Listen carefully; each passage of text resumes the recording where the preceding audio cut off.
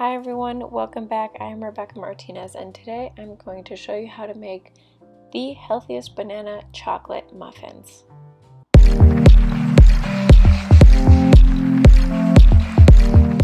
The first step is to allow 3 frozen then defrosted bananas to chill at room temperature, or you can use regular bananas, but I actually like the juices that are released from frozen then defrosted bananas, approximately 500 grams of bananas. Make sure they're super ripe.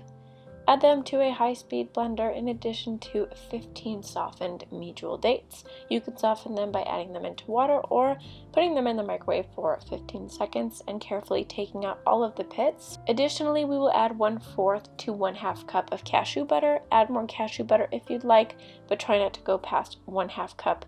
And then add your flavoring, so a teaspoon of vanilla extract. You can optionally use vanilla paste or vanilla powder. Try and lock that lid, because often this Vitamix gives me some issues with the lid, but ultimately I end up getting it on there and mix until completely smooth, making sure that those dates are really nice and blended.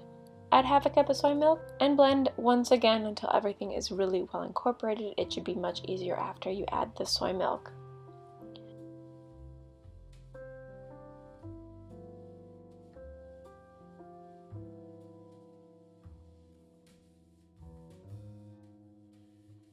For our dry ingredients, we will combine 1.5 cups of whole wheat flour. You can optionally choose to use oat flour for all of those gluten-free folks out there.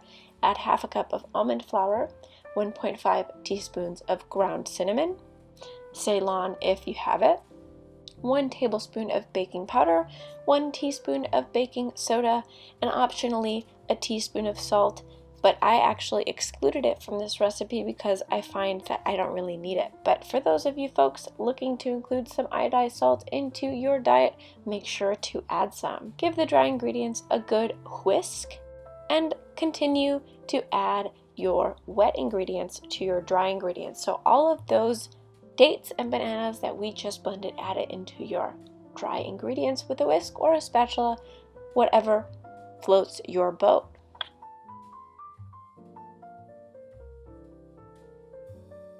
Once everything is well combined and the flour seems saturated, we will add 1 cup of vegan chocolate chips. I will leave in the description my favorite vegan chocolate chips. There are many that you can choose from. You can choose dark or regular. I chose to use dark chocolate chips, vegan dark chocolate chips. Then you will add 3/4 cup of chopped walnuts. These are not toasted walnuts, these are completely raw, but you could choose to omit this if you don't like walnuts in your muffins, but I chose to add it because I like that extra crunch in my morning muffin.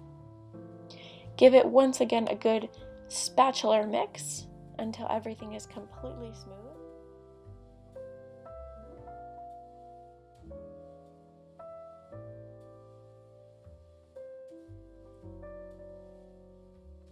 And we will then grease a large muffin tin.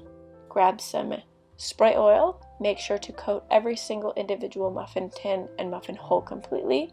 You could also use butter in place of spray and scoop about 1/4 to a 1/2 cup of mixture into each mold, making sure that 3/4 of the mold of each muffin is full, making sure not to overflow each muffin mold, because if you do this, the muffins will overflow onto the pan itself or potentially fall off of the pan. So just be mindful and pat it down as you go.